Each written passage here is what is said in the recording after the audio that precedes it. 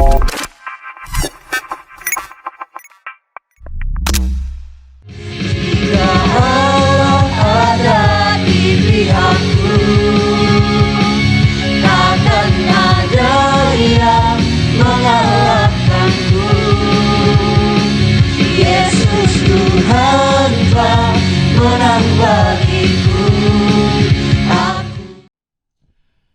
Bapak Ibu Saudara yang dikasihi oleh Tuhan, selamat pagi.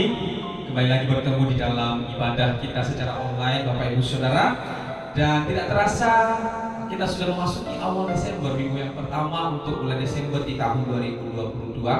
Sungguh anugerah Tuhan yang begitu luar biasa kita rasakan, dan kita bisa merayakan Advent yang kedua dalam minggu ini Bapak Ibu Saudara. Dan mari kita persiapkan hati kita siapkan seluruh kehidupan kita untuk menyembah Tuhan. Mari kita datang kepadanya, mari kita berdoa, mengucap syukur buat segala anugerah Tuhan, dan kita berdoa sebelum kita mulai ibadah kita. Mari kita berdoa.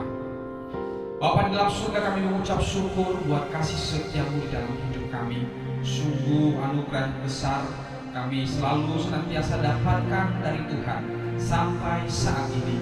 Tuhan, pagi hari ini kami datang di hadapan-Mu, mempersiapkan seluruh kehidupan kami untuk memasuki penyembahan, memasuki hadirat Tuhan. Kiranya Tuhan yang akan menolong kami, hadirat-Mu yang akan memenuhi kami. Kami boleh merasakan kuasa Allah bekerja melalui puji-pujian, melalui penyembahan yang kami naikkan kepada Tuhan. Kami terus memuji nama-Mu Tuhan. Kami terus bersyukur kepada Allah kami. Terpujilah Engkau. Kami menyerahkan ibadah kami ke dalam tangan Tuhan. Dalam nama Tuhan Yesus Kristus kami berdoa. Haleluya. Amin. Mari Bapak Ibu Saudara dikasihi oleh Tuhan, mari kita datang kepadanya, kita menyembah Dia, Raja di atas segala raja. Mari kita katakan pujian ini, Yesus kami, pujian kami sembah sebagai Raja.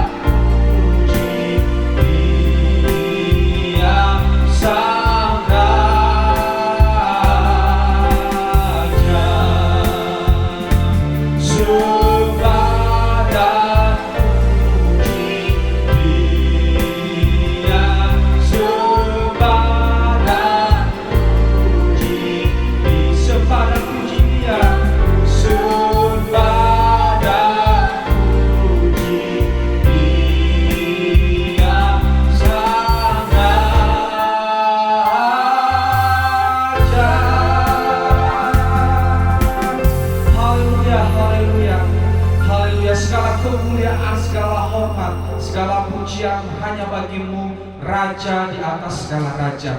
Tuhan, kami terus memuji Engkau, kami terus menyembah Engkau, kami terus meninggikan dan bersorak-sorak bagimu. Di dalam nama Tuhan Yesus, kami terus memuji Tuhan. Haleluya. Amin. Haleluya. Bapak Ibu Saudara yang dikasihi oleh Tuhan, mari kita terus menyembah Tuhan. Mari kita terus agungkan namanya, Raja di atas segala raja. Dia yang telah lahir bagi kita. Mari kita naikkan pujian ini kepadanya dari pulau dan benua.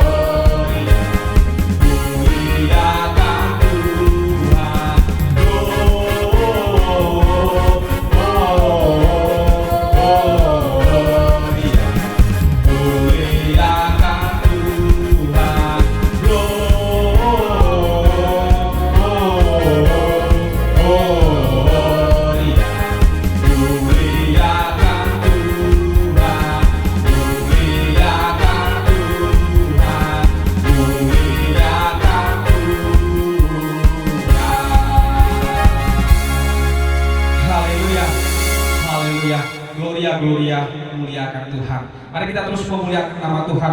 Dia lahir untuk kami, Dia mati untuk kami. Mari kita bersama-sama mengangkat pujian ini, bersorak-sorak bagi Tuhan. Haleluya.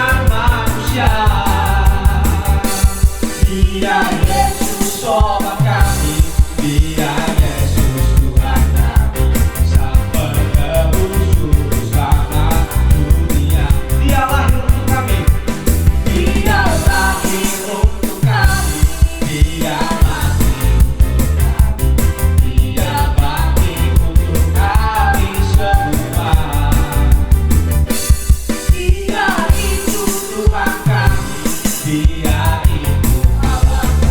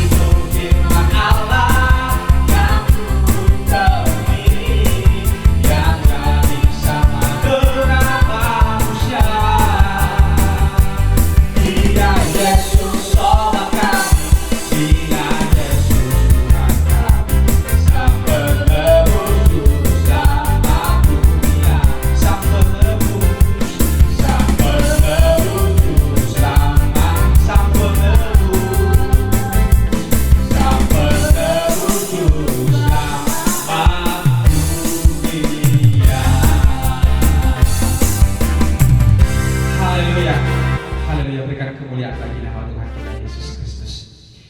Haleluya. Terima kasih Tuhan. Engkau turun ke dunia untuk menebus dosa-dosa kami. Mengucap syukur buat segala apa yang sudah Tuhan kerjakan, hal yang begitu luar biasa untuk kami umat manusia yang hidup di dalam dosa. Dan kami terus datang kepada Tuhan menyembah Engkau. Haleluya, mengucap syukur atas pengorbanan-Mu yang telah Engkau berikan bagi kami ya Tuhan. Terima kasih Yesus. Haleluya.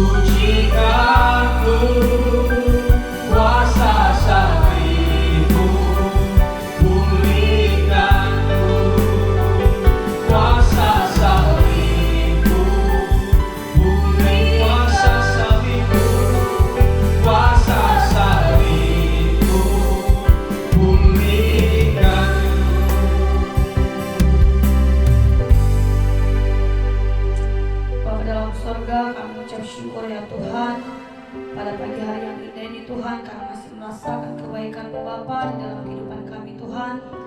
Sebentar Tuhan, kami akan mendengarkan kebenaran firman-Mu Bapa. Biarlah Tuhan Kau Bapa yang berkati setiap hati kami Tuhan. Kau juga yang berkati hamba-Mu Bapa yang menyampaikan kebenaran firman-Mu Tuhan. Kau pakai, Kau jamah hamba-Mu Tuhan. Berikan pewahyuan daripada-Mu ya Bapa. Kami siap mendengarkan kebenaran firman-Mu Bapa. Di dalam nama Yesus kami berdoa dan mengucap syukur. Haleluya Bapa, haleluya Yesus. Amin. Shalom Bapak Ibu Saudara-saudara yang dikasihi oleh Tuhan. Senang bisa bertemu kembali dan kita sudah berada dalam minggu pertama bulan Desember yang merupakan bulan terakhir dari tahun ini, tahun 2022. Dan hari ini adalah minggu kedua dari 4 minggu yang disebut sebagai minggu Advent. Ya, biasanya minggu Advent itu mendahului masa raya Natal dan memang dimaksudkan sebagai sebuah persiapan agar orang-orang percaya mempersiapkan hati untuk merayakan dan menyambut Natal pada tanggal 25 Desember. Nah, tentu di dalamnya itu selain unsur persiapan, itu adalah unsur penantian. Nah, berkaitan dengan Natal, mungkin saya berpikir kita tidak menantikan lagi Natal yang sejati, oleh karena Natal yang sejati ketika Mesias, ketika Juru Selamat lahir ke tengah-tengah dunia, ini sudah terjadi 2000 tahun yang lalu. Ya, Natal sudah terjadi dan penantian kita itu sudah bersifat pasti bahwa waktu kita menjalani minggu pertama, minggu kedua, minggu ketiga, minggu keempat Advent, setelah itu pasti Natal tanggal 25 Desember. Namun Bapak Ibu Saudara-saudara, di tengah-tengah kegairahan kita untuk menyambut dan menantikan hari Natal, saya ingin mengajak Bapak Ibu untuk membicarakan, merenungkan dan berpikir tentang Advent yang lain, Advent kedua, ya. Dan kita sedang menantikan dan itu belum terrealisasi, itu belum terjadi. Kita betul-betul masih menantikan apa yang disebut sebagai Advent kedua, yaitu kedatangan Tuhan Yesus Kristus yang kedua. Advent pertama sudah terjadi dan Yesus datang sebagai bayi yang kemudian bertumbuh menjadi pria dewasa dan kemudian menjadi juru selamat.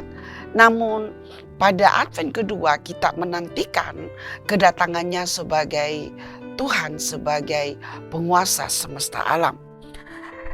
Dan sebagaimana kita mempersiapkan diri dalam masa raya Natal, dalam minggu-minggu Advent ini, kita juga secara keseluruhan sampai nanti, ya Tuhan izinkan kita berapa lama di tengah-tengah dunia ini, kita sebenarnya sedang ada di dalam masa penantian dan kita mempersiapkan diri kita sedemikian. Tentu dalam mempersiapkan diri menyambut Natal, kita disibukkan dengan persiapan secara fisik, di mana kita mulai mendekorasi rumah kita dengan perhiasan-perhiasan, memasang pohon Natal, mungkin mempersiapkan kue-kue dalam menyambut tamu yang akan datang pada tanggal 25 Desember. Dan persiapan di gereja, kita membentuk panitia, kita mengumpulkan dana untuk konsumsi dan acara, kita mencari ide-ide baru untuk membuat Natal kita menjadi lebih istimewa. Ada latihan kor, ada drama Natal dan sebagainya. Tetapi pertanyaannya yang perlu kita pikirkan adalah bagaimana dengan Advent kedua yang belum terjadi. Menunggu sesuatu yang belum terjadi, disitulah pokok masalahnya. Dan Bapak Ibu, hari ini teks kita diambil dari Yesaya pasal yang ke-40 dan saya akan mengajak Bapak Ibu untuk melihat dulu latar belakang dari ayat ini. Pada waktu orang Israel menjadi kerajaan yang kuat di tanah Palestina, menjadi kerajaan Israel, lalu kemudian pesan Allah adalah janganlah berubah setia.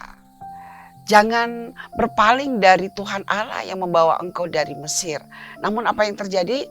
Waktu mereka berada di tanah Kanaan, mereka menduakan Tuhan. Mereka tetap menyembah Tuhan Allah Israel. Tetapi yang saat disama mereka tergoda untuk menyembah dewa-dewa lain yang disembah oleh penduduk-penduduk sebelum orang Israel berdiam dan bermukim di tanah Kanaan. Dan itu sebabnya kemudian Allah membawa mereka ke tempat pembuangan untuk didisiplin, untuk dihukum ke Babilonia. Ya, kerajaan Yehuda dibuang ke Babilonia dan kerajaan Israel utara dibuang ke Asyur. Tentu berbeda waktunya, tetapi konteks dari Yesaya pasal 40 ini adalah berbicara tentang pembuangan yang akan dihadapi oleh kerajaan Yehuda. Yehuda akan dibawa ke Babilonia dan dibuang selama 40 tahun. Bangsa yang begitu percaya diri bahwa mereka adalah umat pilihan Allah. Dan kemudian mereka berpikir bahwa status mereka sebagai umat Allah boleh tidak sejalan dengan gaya hidup dan perilaku mereka sehari-hari. Di negeri perjanjian mereka menyembah Tuhan, namun di saat yang sama mereka mempersekutukan Tuhan dengan dewa-dewa di tanah Kanaan. Ketidakadilan secara sosial juga terjadi. Mereka adalah umat Allah yang seharusnya merefleksikan keadilan, kekudusan Allah di dalam hubungan dengan sesama. Namun kemudian kita kalau membaca kitab-kitab nabi-nabi kecil maupun nabi-nabi besar, kita melihat bahwa salah satu koreksi atau teguran, evaluasi kepada bangsa perjanjian ini adalah bahwa mereka berlaku tidak adil kepada orang-orang yang tidak berdaya. Mereka tidak menyaksikan Allah yang mereka sembah kepada orang lain. Itulah sebabnya mereka kemudian dibawa ke pembuangan ke Babilonia. Nah, di negeri Babilonia segala sesuatu itu seperti berhenti berputar. Tidak ada harapan. Di negeri Babilonia mereka bertanya-tanya, akankah mereka bisa kembali ke Yerusalem? Akankah mereka bisa kembali membangun bait Allah yang mereka telah saksikan sebelum mereka meninggalkan Yehuda itu telah porak-poranda, telah dihancurkan, telah dirubuhkan. Mereka menjadi umat Allah yang terhilang dan tanpa harapan. Ya, jikalau mereka melihat keadaan mereka di pembuangan di Babilonia. Tetapi sebelum itu terjadi Bapak Ibu, 150 tahun sebelum itu terjadi, Allah mengantisipasi melalui Nabi Yesaya. Nabi Yesaya dengan pewahyuan dari Roh Kudus menuliskan nubuatan yang akan menjadi penghiburan, menjadi pengharapan bagi orang-orang Israel yang akan masuk dalam pembuangan 150 tahun kurang lebih ke depan waktu mereka dibawa ke Babilonia. Dan di dalam nubuatan ini salah satunya adalah berita pengharapan bahwa walaupun mereka dibuang dan mereka ditolak, tetapi tidak untuk selama-lamanya. Mereka dengan janji Allah, mereka akan kembali ke Israel, ke tanah pusaka milik mereka yang Tuhan berikan dalam sumpahnya kepada Abraham, kepada Ishak, kepada Yakub, dan kepada nenek-nenek moyang dari orang-orang Israel. 70 tahun di pembuangan adalah hidup dalam masa-masa sulit dan tidak ada harapan. Maka satu-satunya adalah menunggu dalam iman. Dan menunggu dalam iman dalam arti bahwa apa yang dituliskan Yesaya 150 tahun sebelumnya, jikalau mereka ingin bertahan dan tidak kehilangan identitas mereka di dalam masa pembuangan itu, mereka harus mempercayai nubuat itu, yaitu firman Allah, melalui pikiran mereka, melalui perkataan mereka, dan juga melalui tindakan. Bapak, Ibu, saudara-saudara yang dikasihi oleh Tuhan, bangsa Israel yang ada di Babilonia dalam masa penantian 70 tahun telah menerima pesan dari Tuhan melalui Nabi Yesaya, melalui nubuat yang dituliskan. Dan kita akan membaca bagian pertama dari Yesaya pasal 40 ini, ayat 1 sampai ayat 5. Firman Tuhan berbunyi demikian, hiburkanlah umatku, demikianlah firman Allahmu. Tenangkanlah hati Yerusalem dan serukanlah kepadanya bahwa perhambaannya sudah berakhir, bahwa kesalahannya telah diampuni, sebab ia telah menerima hukuman dari tangan Tuhan 2 kali lipat karena segala dosanya. Ada suara yang berseru-seru, persiapkanlah di padang gurun jalan untuk Tuhan. Luruskanlah di padang belantara jalan raya bagi Allah kita. Setiap lembah harus ditutup dan setiap gunung dan bukit diratakan. Tanah yang berbukit-bukit harus menjadi tanah yang rata dan tanah yang berlekuk-lekuk menjadi dataran. Maka kemuliaan Tuhan akan dinyatakan dan seluruh umat manusia akan melihatnya bersama-sama. Sungguh Tuhan sendiri telah mengatakannya. Bapak, Ibu, Saudara-saudara, apa yang menjadi pesan kepada umat Israel yang berada di pembuangan dalam penantian bahwa penderitaan mereka akan berakhir, penantian mereka akan berakhir, diberikan firman Tuhan ini. Dan saya ingin mengajak Bapak Ibu untuk merenungkan firman Tuhan ini dalam konteks kita sebagai orang yang sedang menantikan. Kita bukan orang buangan, tetapi kita menantikan sesuatu yang lebih baik daripada situasi kita saat ini. Dan kadang-kadang di dalam masa penantian menjalani hidup kita, Bapak Ibu, kita kehilangan iman kita. Kita meragukan Tuhan. Kita bertanya-tanya tentang masa depan. Apakah yang terjadi di masa depan? Dan ada pengharapankah untuk aku? Bapak Ibu, mari kita akan belajar bersama-sama kebenaran apa yang bisa menolong kita dalam masa penantian Advent kedua ini untuk tetap menunggu di dalam iman. Iman yang menanti-nantikan Tuhan. Dan yang pertama, Bapak Ibu, ada di dalam ayat yang pertama dan ayat kedua. Hiburkanlah umatku, demikianlah firman Tuhan. Saya garis bawahi firman Tuhan. Ya, Bapak Ibu, hal yang kita bisa lakukan dalam masa penantian, waktu kita berada di dalam kesulitan-kesulitan. Yang pertama adalah kita memperkatakan firman yang memberikan kekuatan. Ayat 1 dan ayat 2 ditujukan kepada umat Allah yang akan mengalami hal dilupakan. Kehilangan apa yang berharga bagi mereka. Mereka akan menjadi orang buangan. Mereka tidak membutuhkan lagi kata-kata tuduhan penghakiman. Hal menjadi tawanan. Hal dibuang dari tanah perjanjian. Lalu kemudian menyaksikan bait Allah yang menjadi pusat dari ibadah mereka. Kota Yerusalem diruntuhkan. Bait Allah diruntuhkan. Yang notabene adalah identitas mereka sebagai umat pilihan. Hal ini telah merampas harapan dan iman mereka. Mereka merasa tertolak dan tidak ada harapan. Tuhan adalah penyayang dan pengasih. Tidak selama-lamanya ia membalikan wajahnya. Dia tahu bahwa kebutuhan terpenting bagi bangsa yang terbuang saat ini, yang merasa tertolak, itu adalah firman penghiburan dan penerimaan. Firman pengampunan dan rahmat. Hiburkanlah umatku. Bapak, Ibu, Saudara-saudara dikasih oleh Tuhan. Kita perlu dalam situasi kita saat ini, kesulitan-kesulitan yang kita hadapi, pergumulan-pergumulan, pertanyaan-pertanyaan kita yang tidak terjawab. Kita perlu membangun iman kita untuk tetap bisa hidup dalam masa penantian dengan iman.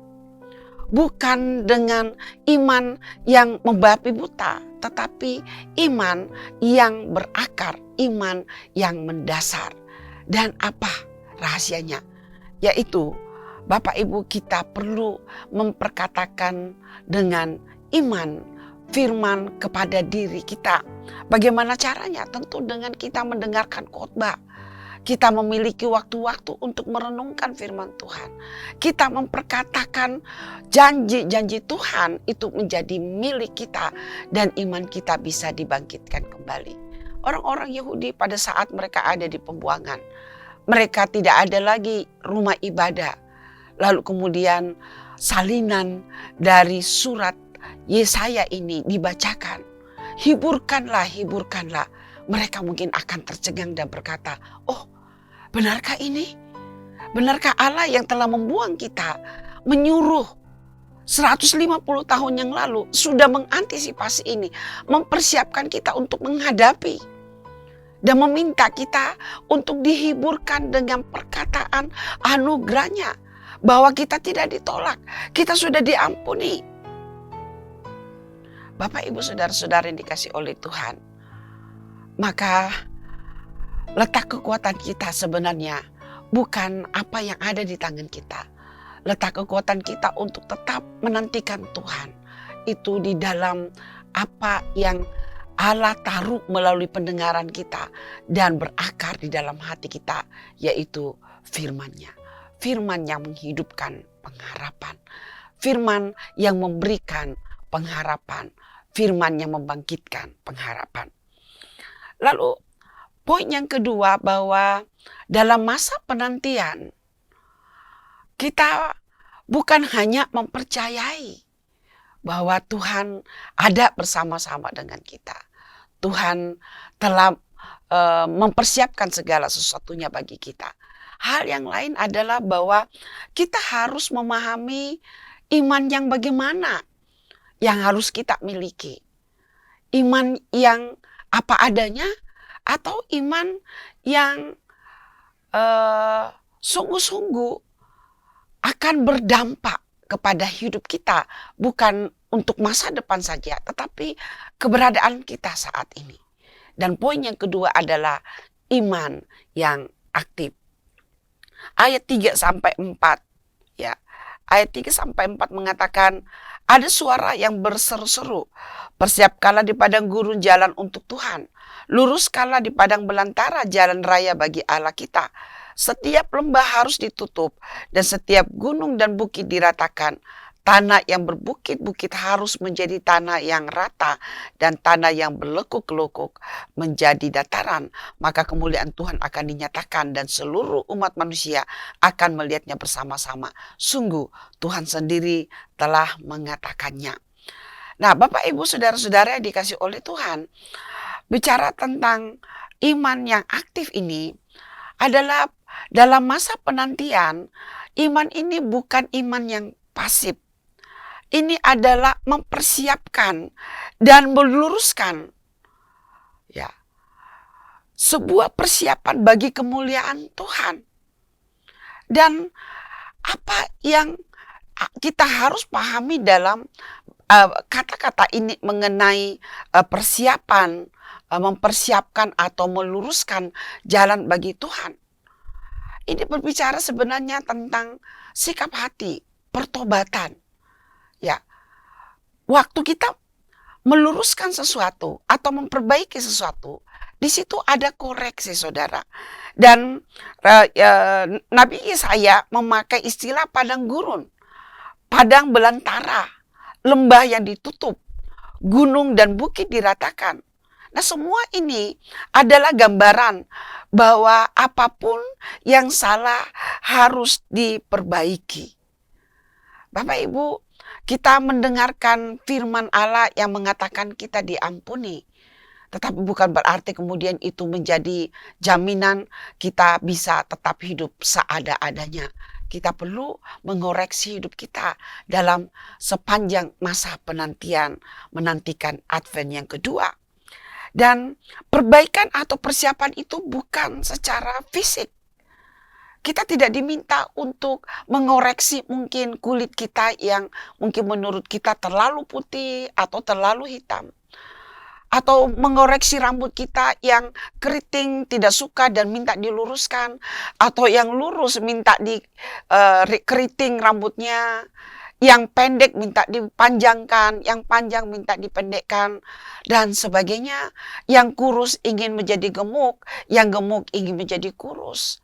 Bukan itu Bapak Ibu Saudara-saudara dikasih oleh Tuhan. Perbaikan itu bicara tentang hati kita. Mengapa Nabi Yesaya menggunakan gambaran tentang padang gurun, padang belantara, ada lembah yang ditutup, ada yang diratakan, ada yang berkelok-kelok harus diluruskan dan sebagainya. Bapak Ibu, ini memang bicara tentang kondisi hati kita. Tidak ada satupun di antara kita yang bisa berkata, saya sudah selesai dengan perbaikan dari Tuhan, saya akan begini saja sampai Tuhan Yesus datang pada kali yang kedua, saya sudah sempurna.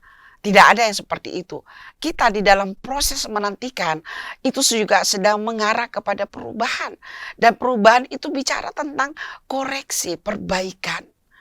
Dan perbaikan kita, di mana kita diperbaiki, itu berbeda satu dengan yang lain. Karena Bapak, Ibu, kelemahan-kelemahan kita itu juga berbeda satu dengan yang lain. Ada yang mungkin bergumul dengan pengendalian lidahnya.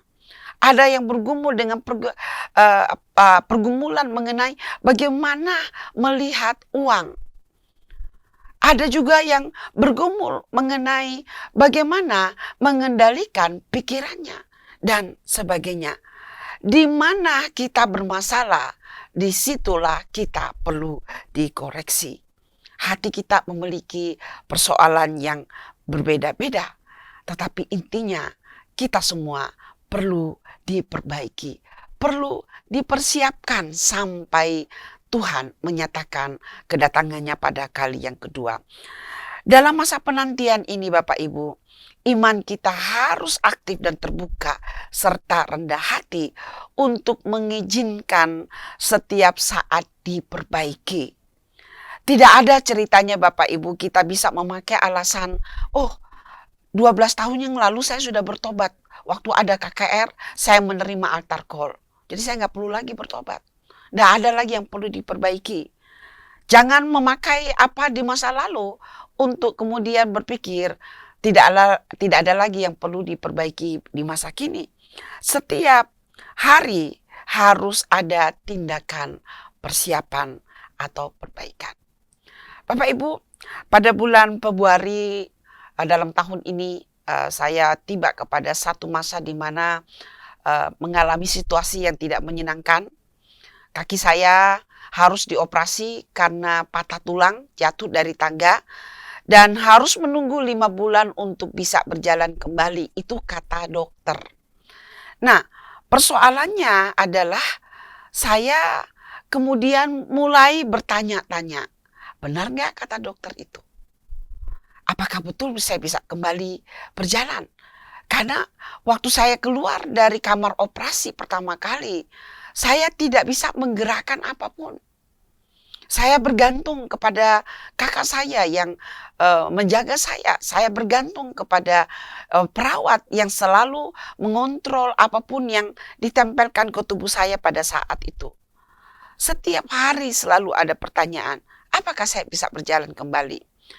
Walaupun dokter yang mengoperasi waktu datang dan dengan wajah yang ramah mengatakan pasti segera akan pulih, ya pasti bisa berjalan.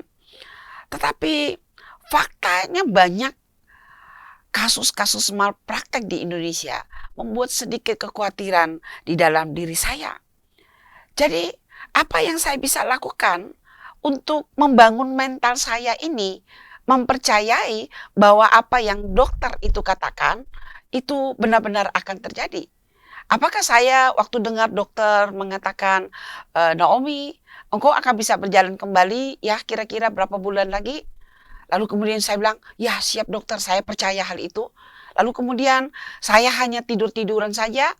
Lalu kemudian tidak memakan obat yang diminta oleh dokter untuk saya konsumsi. Ya, selama saya berada di bawah pengawasannya. Lalu dia minta saya untuk menggerak-gerakkan jari kaki saya. Dan itu waktu itu susah sekali Bapak Ibu.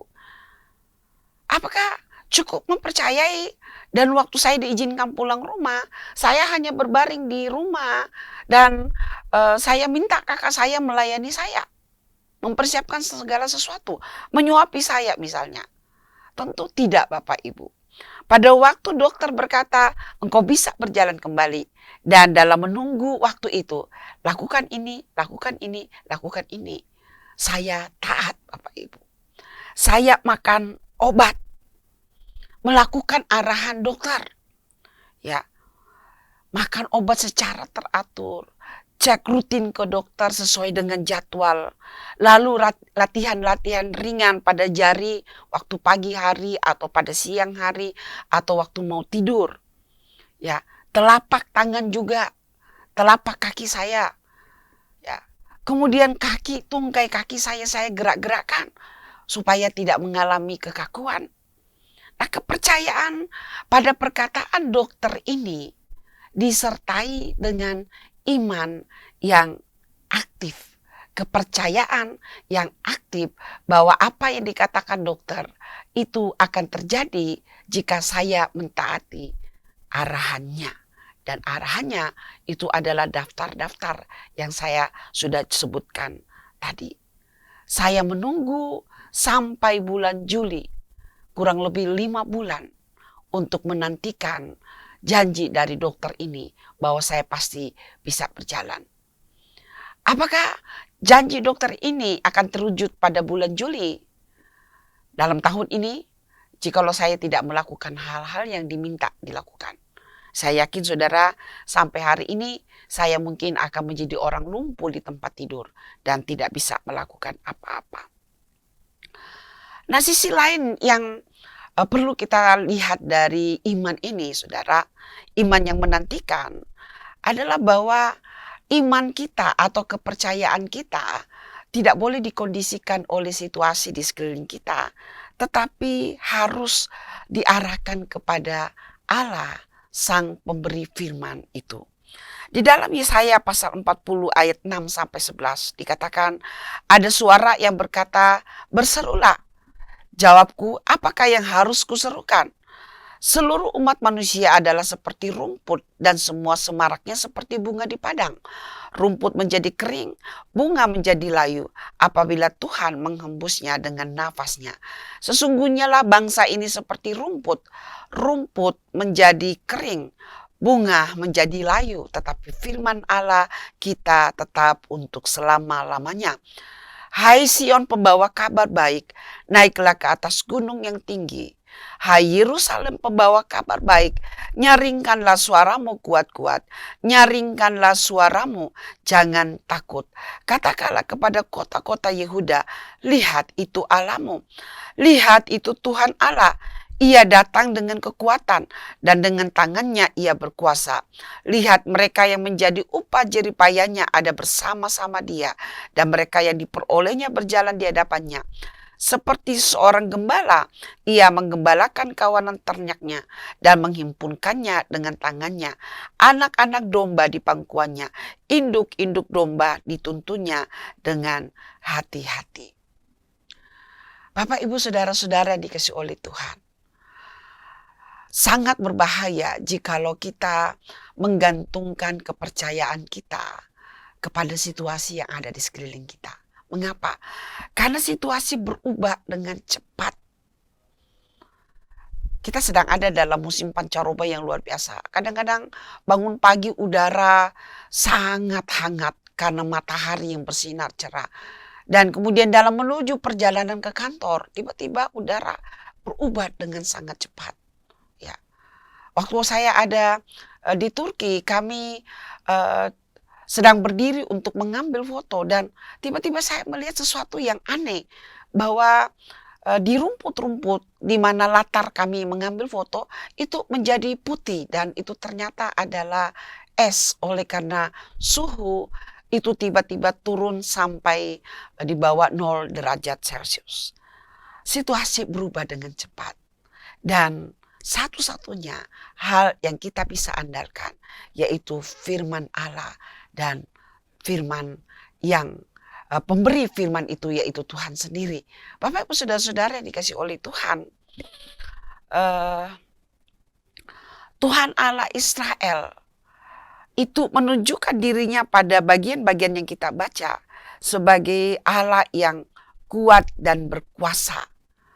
Lalu dia juga memperkenalkan diri sebagai Allah yang selalu menyertai seperti gembala yang baik. Inilah yang harus fokus kita, iman kita yang aktif itu bukan melihat situasi di sekeliling kita, tetapi kemudian mengarahkan kepada kesaksian dari firman. Allah kita kuat dan perkasa. Allah kita seperti gembala yang baik yang memastikan berjalan terus bersama-sama dengan kita.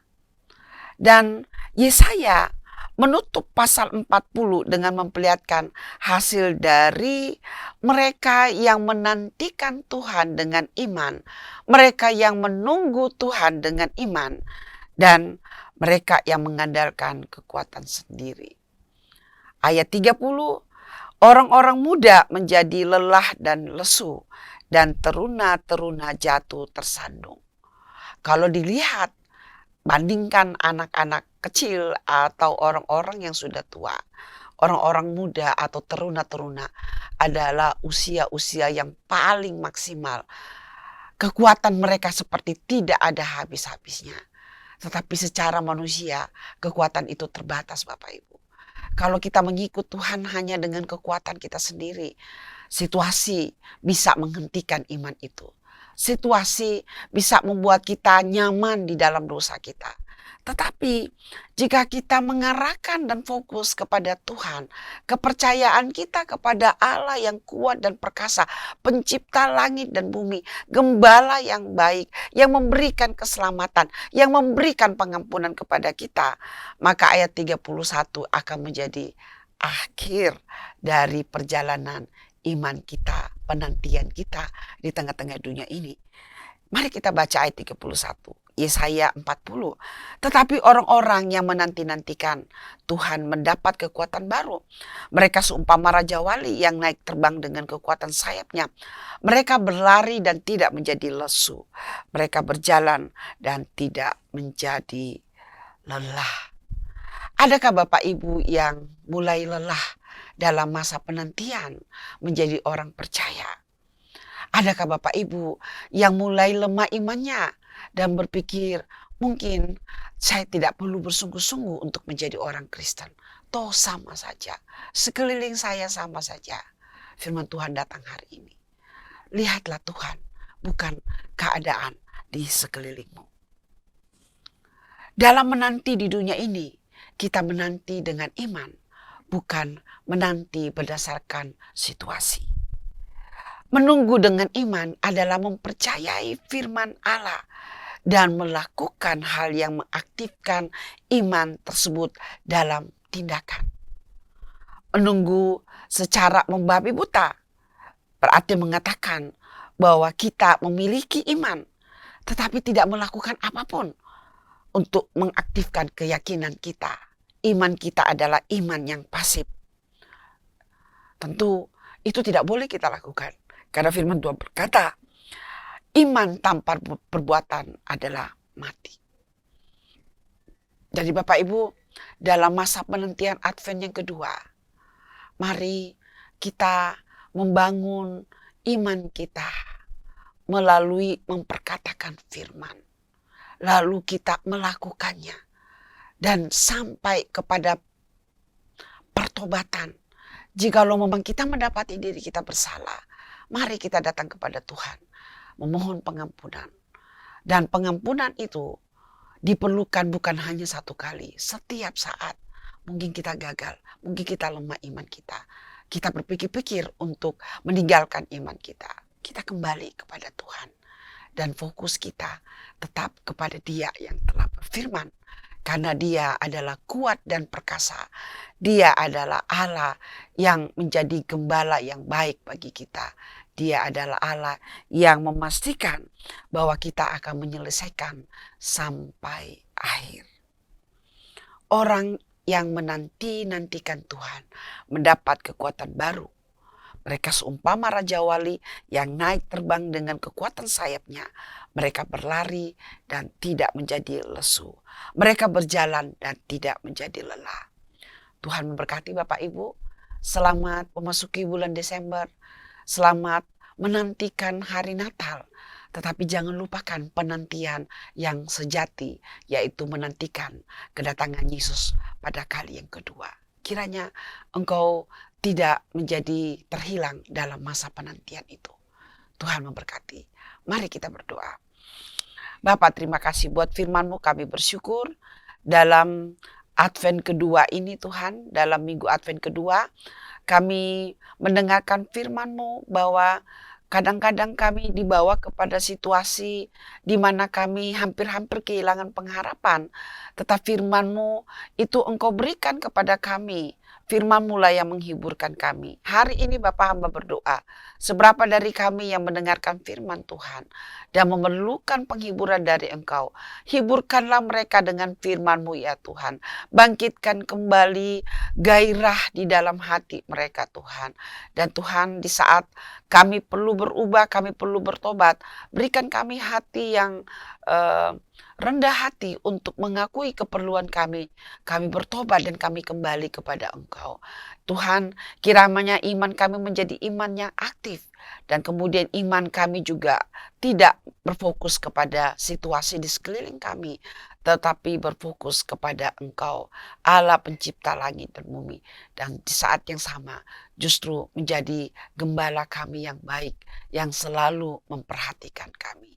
Terima kasih Tuhan, kami menyerahkan firman-Mu, kami menyerahkan seluruh jemaat-Mu yang mendengarkan firman Tuhan pada hari ini. Berkati mereka. Di dalam nama Tuhan Yesus kami berdoa. Amin. Oke Bapak Ibu, kita akan berdoa syafaat untuk menutup ibadah minggu ini. Mari kita sekali lagi berdoa. Bapak, terima kasih untuk firman-Mu. Terima kasih buat ibadah online yang bisa kami lakukan. Dan saat ini kami berdoa syafaat secara khusus untuk masa persiapan dalam memasuki Natal. Tuhan, kiranya Engkau memberkati seluruh orang-orang percaya di tengah-tengah dunia ini. Mereka menyadari bahwa Natal bukanlah untuk berpesta pora, tetapi Natal itu adalah masa untuk merenungkan kembali apa yang telah Allah lakukan agar kami memiliki pengharapan dengan mengutus anaknya kepada dunia ini. Tuhan, kami berdoa kiranya dalam masa-masa penantian persiapan Natal ini Tuhan, Engkau juga akan menjaga seluruh gereja-Mu. Kami berdoa tidak akan ada teror apapun dalam masa Natal ini, dalam sepanjang bulan Desember ini. Kami berdoa Tuhan untuk situasi yang ada di Indonesia secara khusus maupun di kota Batam. Tuhan, kiranya situasi politik, situasi ekonomi, lalu kemudian apa yang terjadi dengan segera dalam persiapan-persiapan pemilu Tuhan akan mempengaruhi kehidupan berbangsa kami Tuhan. Tetapi kami berdoa Tuhan akan ambil alih dan kendalikan sehingga semua tetap bisa berjalan dengan baik. Pembangunan bisa berjalan dengan baik Tuhan.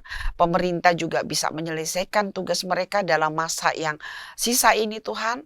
Berkati bangsa kami, berkati Pak Jokowi dengan seluruh kabinet kerjanya Tuhan. Berkati seluruh aparat keamanan, polisi, tentara, dan aparat yang lain Tuhan. Kami berdoa juga buat kota Batam. Kota ini adalah tempat di mana kami tinggal. Engkau memberkati juga Tuhan di dalam segala jalannya, kegiatan yang membuat kota ini semakin maju Tuhan. Berkati dan turunlah berkat-Mu atas pemimpin di kota ini. Terima kasih Tuhan, kami menyerahkan hidup kami ke dalam tangan-Mu. Mari angkat tangan Bapak Ibu dan terimalah berkat dari Allah Bapa, kasih sayang daripada Tuhan Yesus Kristus, serta persekutuan Roh Kudus, sampai Tuhan Yesus datang pada kali yang kedua. Amin. Selamat hari Minggu, Tuhan memberkati. Bapak Ibu Saudara yang dikasihi oleh Tuhan, ibadah kita telah selesai. Oleh sebab itu, mari kita terus naikkan ucapan syukur kita kepada Allah. Mari kita angkat pujian yang berkata, Kau Allah yang besar, ajaib dan mulia. Kau Allah yang besar, ajaib dan mulia. Kau Yesus yang selalu membuatku terpesona. Segala pujian